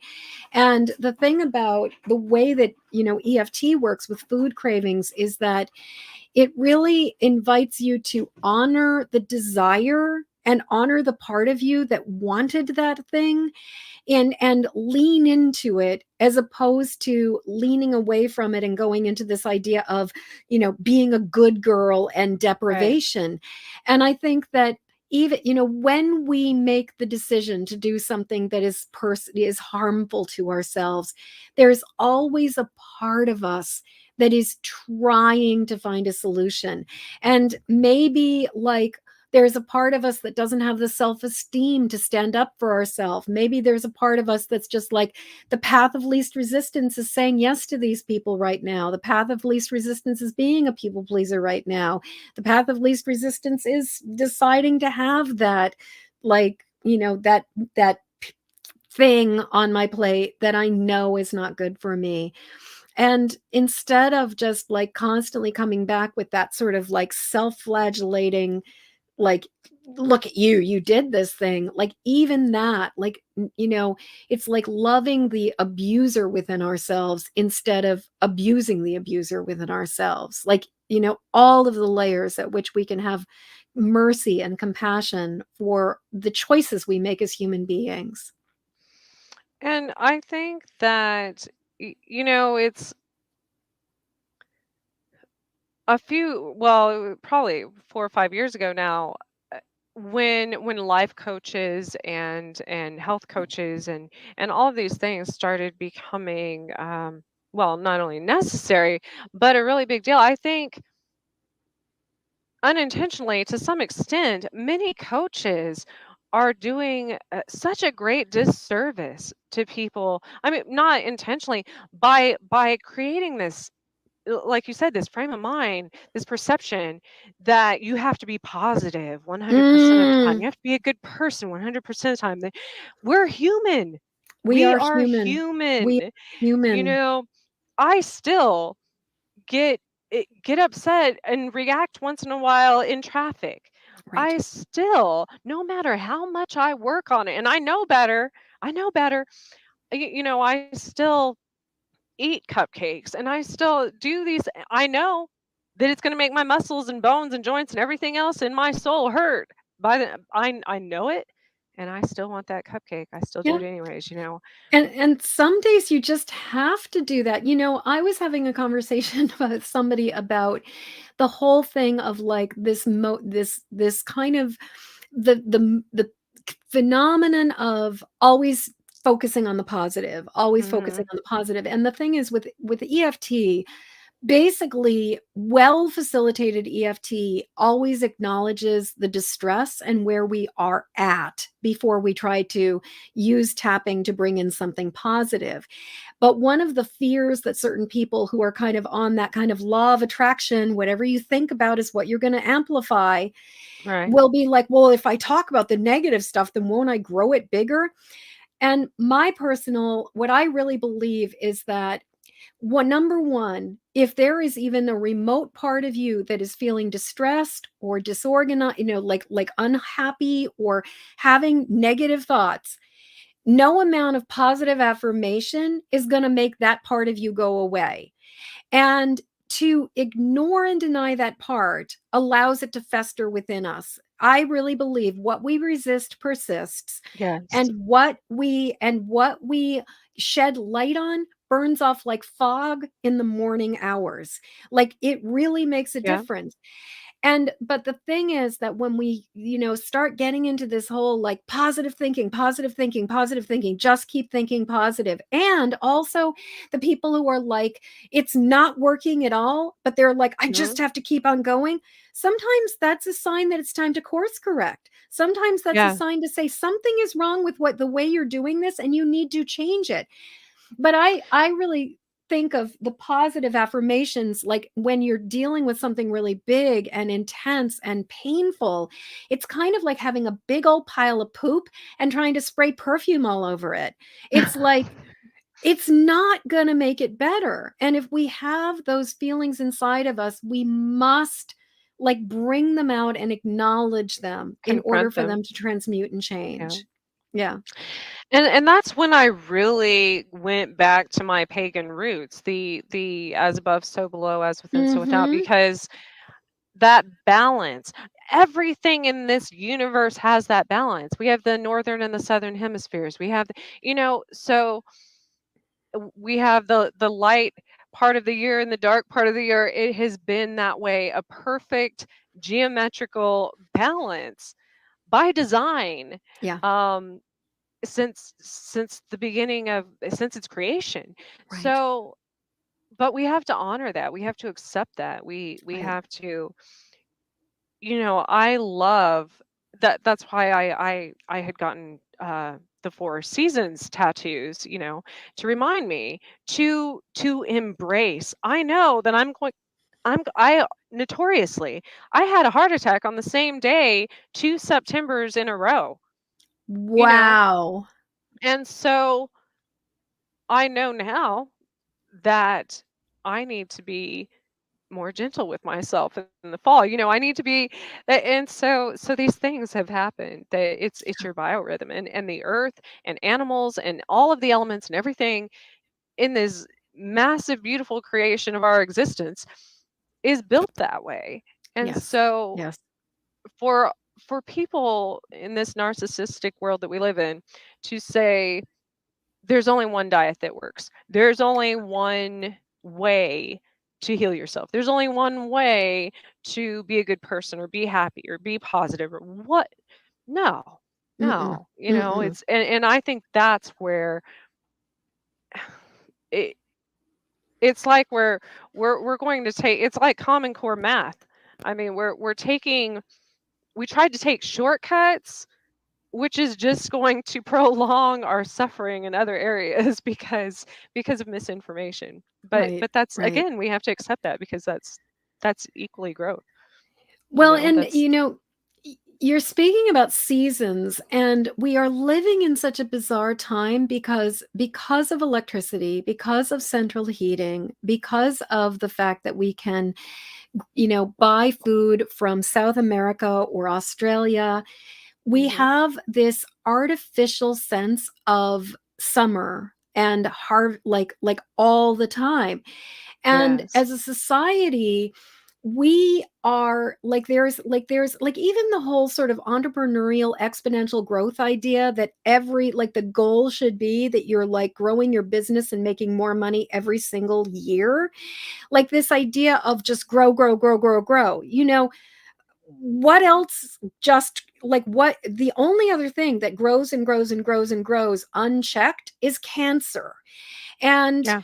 we as a society right now are living in this really disconnected from the reality of seasons and the reality of the rhythms of life. And it's like there is a fallow period where things need to rest. There is a period where things go deep underground and hibernate and form themselves. There is a period of like gathering up the energy to sprout. There is the period of growth and receiving the nourishment. And only after that does the fruit appear, that we can have the harvest and we can have the bounty. And then we go back into the fallow season.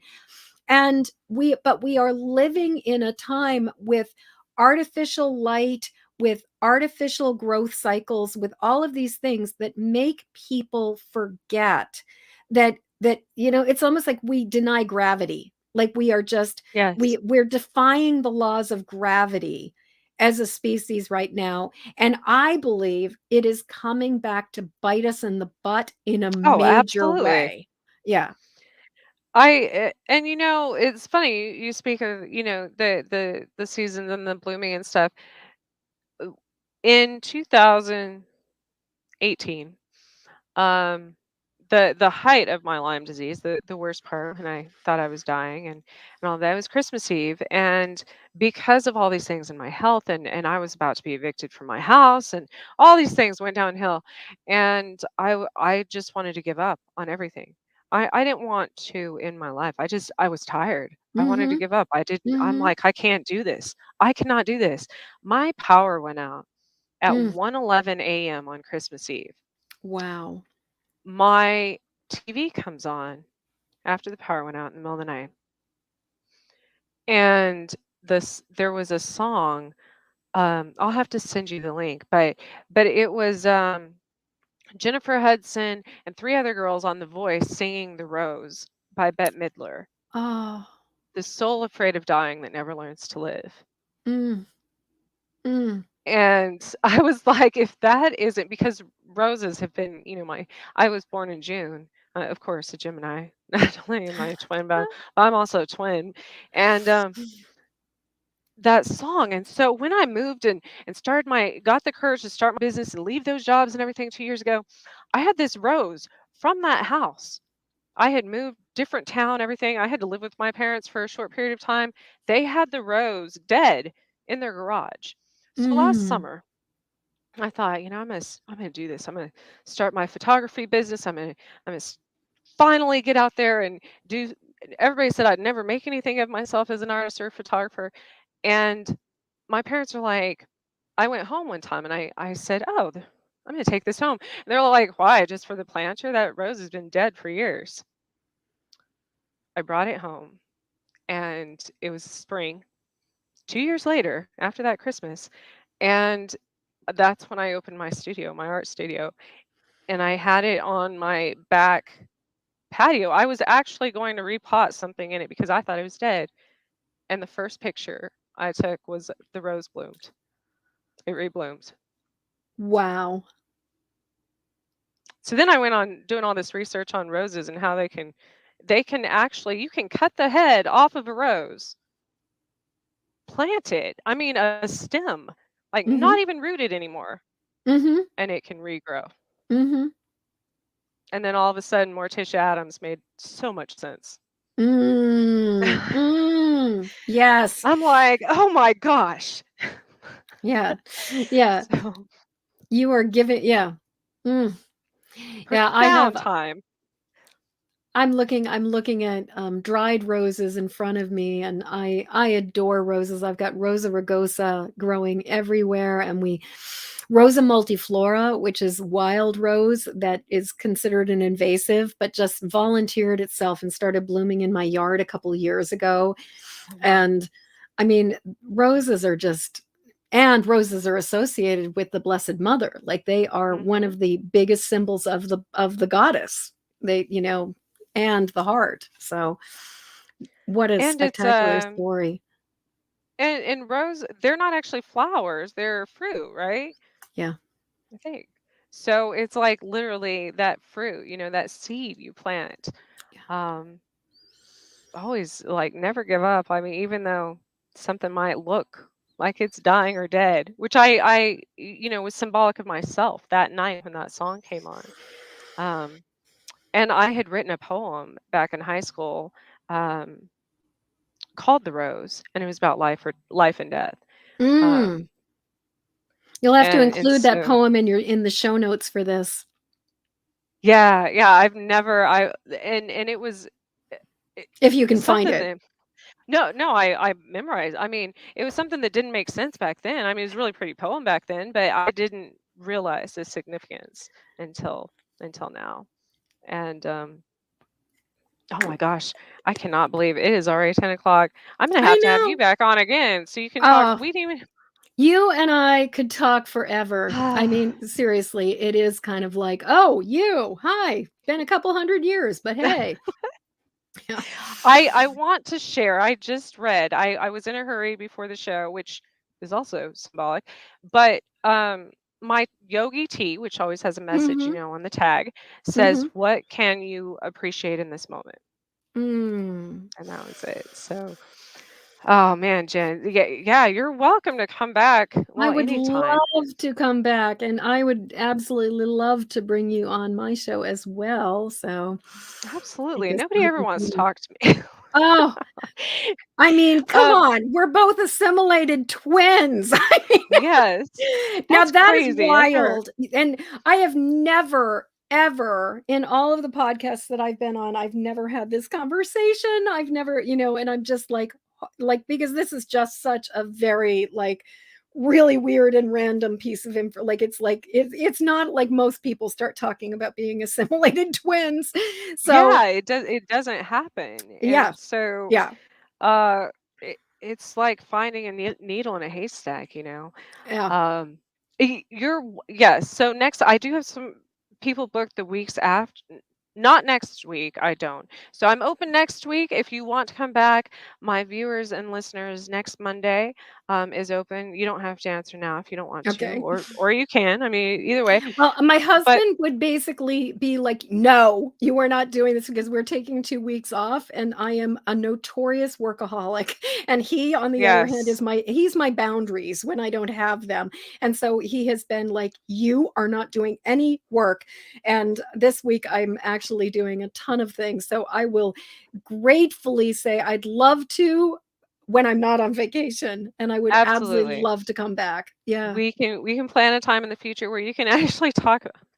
I apologize. We can Where talk you can about talk being highly about sensitive, empathic, and all those fun things. Yeah. yes. Yeah. It's such an odd. I don't meet a lot. I mean a lot of mediums and psychics and such, but it is different. As It you is said, it's different. very different for It is empaths. very different. And many of us can learn to cultivate the abilities so that we can use them as a psychic, we can use them as a medium, but Yes, we have to deal but, you gotta deal with the poop. Like, you gotta deal with and you gotta learn yes. how to navigate that sensitivity before you can really use your gifts effectively.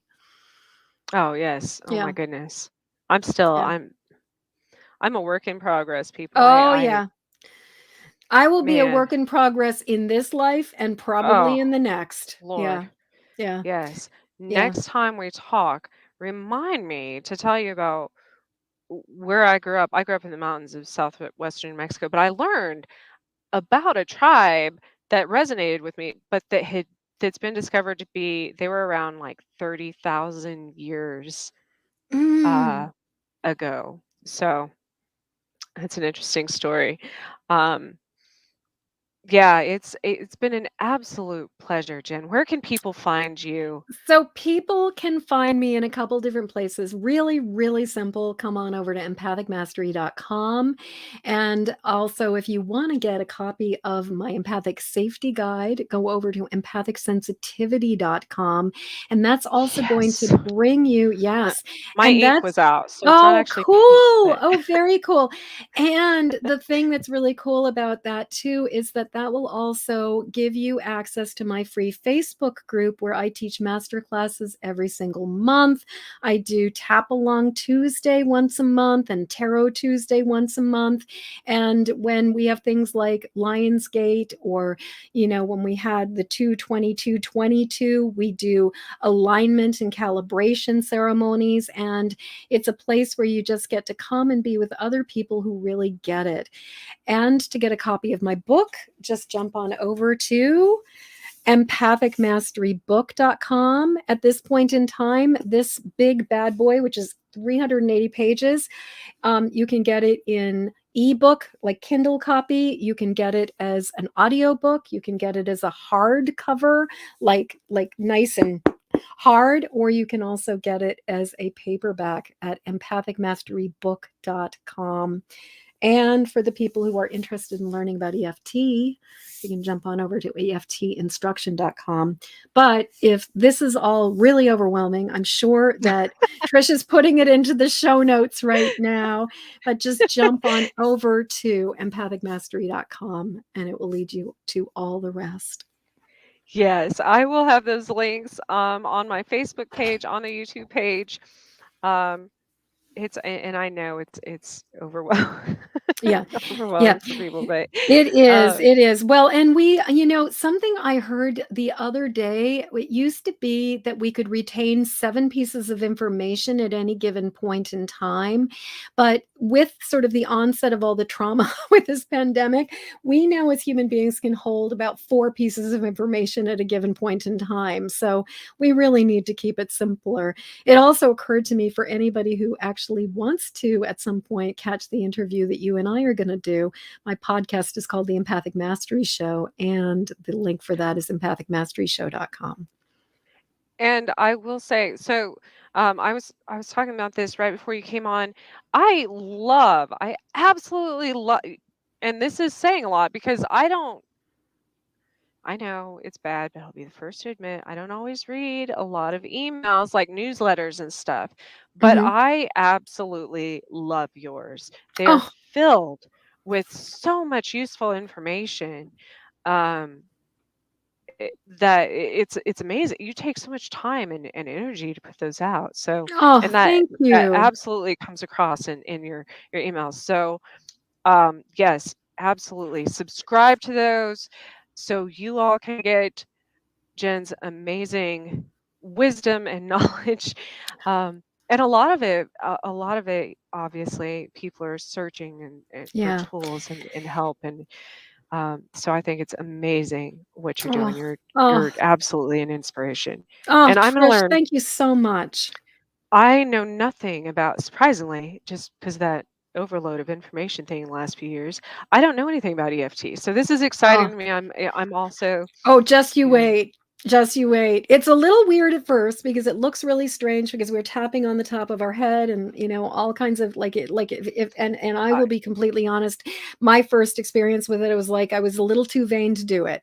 But it works like nothing else. And in the more than 30 years that I've been working as an energy healer and a psychic and doing all this work, I have never found a tool that is more gentle, that is more efficient, that is more effective and is more able to deal with whatever we throw at it. So I welcome to my world and welcome to the power of EFT because it really is just spectacular. You don't have to believe in it. It works whether you believe in it or not. And it's really quite remarkable, remarkable thing. Trish, it has been such a delight. Like, this is clearly a divine appointment. yes. I mean, clearly a divine appointment. And as you were talking about people sort of that psychically being led to each other, this completely feels like that was what happened here. And I'm so glad you reached out. It has been such an honor to be on your show. eh, Thank you. And likewise, um I have to tell people I'm intuitively led to people that I interview. It's not about what I think the public wants or my audience or anything. I literally go out because people are like, "Well, how'd you find them? Was it just some like lottery list?" Or no, I I'm here. It's the missing piece, which is personal to me. So I was thinking the other day, I'm like, man, and that's the ego. And of course, I drove up and there's this giant semi that said super ego. And I took a picture of that because I'm like, thank you, universe, of course. But because here I am, the whole man, where do I go? I'm kind of lost. What do I do? I don't have any information. We get in and I'm like, what are you talking? Look at all of the people you have interviewed and every one of them is a teacher of something different that I needed in my Mm-hmm. life. And Mm-hmm. so I think that's absolutely amazing how that works out because absolutely divine timing.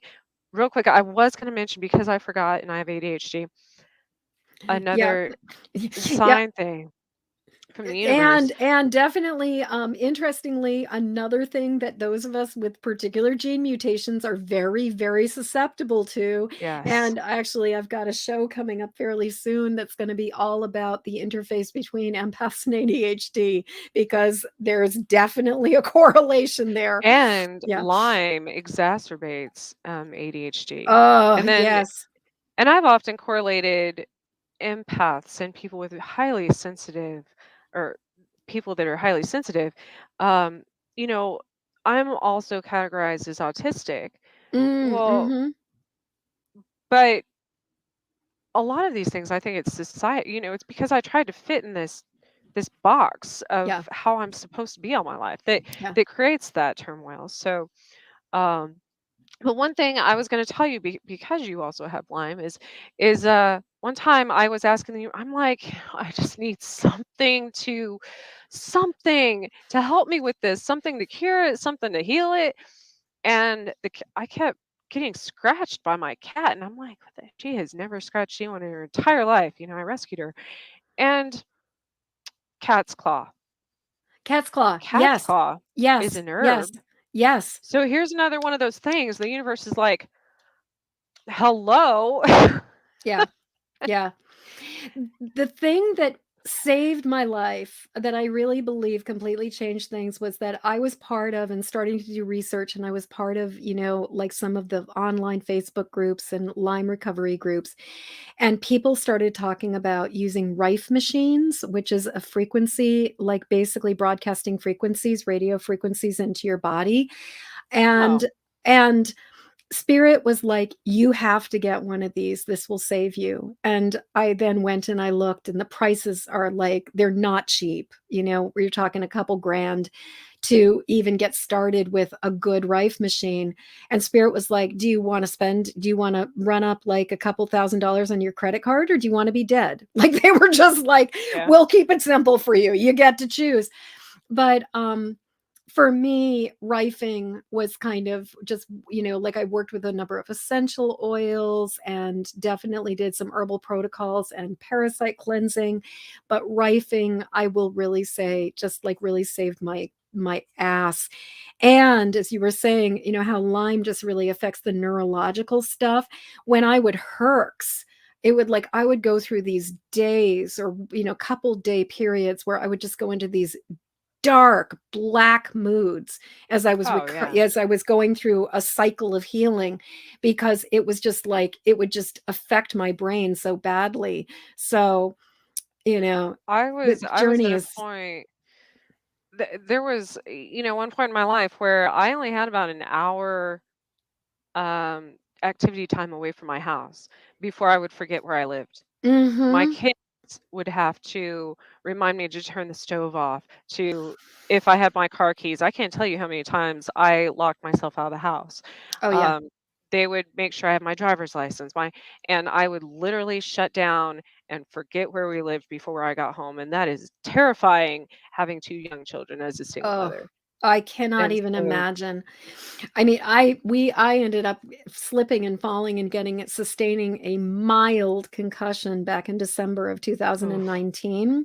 And I will just say that, like, that cognitive stuff where you're just like, what did I do with my keys? Where did I put this Oh my thing? gosh, Yeah, yes. it just, and it's like, if you haven't ever been through that kind of cognitive, like, disability, you just have no idea. Like, it's not like you can will yourself to do something different. And It just is knowing what it is. that you're losing your mind at the same Knowing time you're losing your mind at the same is time. horribly It's depressing. horrible. It is horrible. Yeah.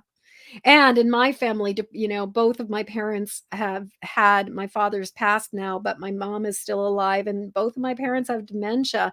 Thankfully, Mhm. I actually do not have, even though they both had the gene mutation for dementia, I managed to dodge that bullet. So my fingers are crossed that I will be able to escape it, because it's not fun. I well, I healed all of the white lesions on well, most of the white lesions on my brain by changing my diet and Hmm. by incorporating color. I started doing art again. For the first time in 20 years, I started painting again.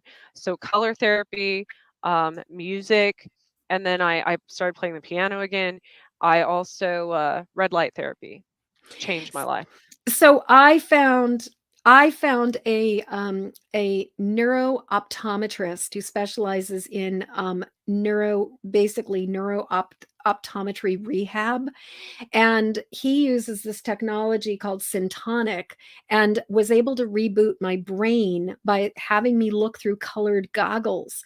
And Yep. so, like, it was nothing short of miraculous. And Mhm. the thing is, it's an intervention that doesn't involve drugs, it doesn't involve Yes. surgery, but what a difference it made. And so, yes, like color therapy, oh my God, what a difference it can make.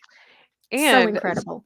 I'm actually launching this entire it's funny you say that with the an entire product line, an entire it's kind of all come I had to recalibrate all my businesses and stuff.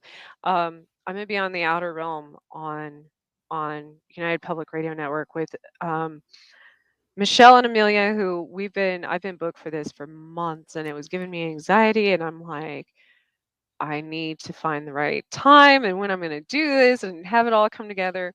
And I think you just gave me the confidence, I guess, um, to do that. So that will be Wednesday, actually. So the next time you come back, we can talk about because I'm gonna be aside from this whole product thing that I'm doing. Um, I'm going to be telling a story that actually most people didn't know. I've never told anybody the whole thing, and I've never been able to tell anyone because spirits and such would erase it, lose it, whatever would happen. So that will be Wednesday night. I'm super excited about it. Oh, that sounds amazing. And it's equally terrifying, but it's, Yeah, baby yeah, steps. but it's time. They're like, "We will not withhold the Yes. information this time. You need to get it out into the world now. We'll let you say it." Yeah, Yes. yeah. So scary still. Mhm, mhm. Jen, thank you so much. Oh, I Trish. can't Mm, wait until the next time. yeah. And thank you everyone for tuning in and Mm. listening to us. I hope you have gained as much wisdom and knowledge and information from Jen as I have, if not more. I'll probably go back and listen. Just, but we will see you all next week. Have a good shoot. It's Monday. Have a good week. Yeah, have a great week, you guys. And until next time, again, just this is the missing piece. New Orleans 105.3 FM and United Public Radio Network.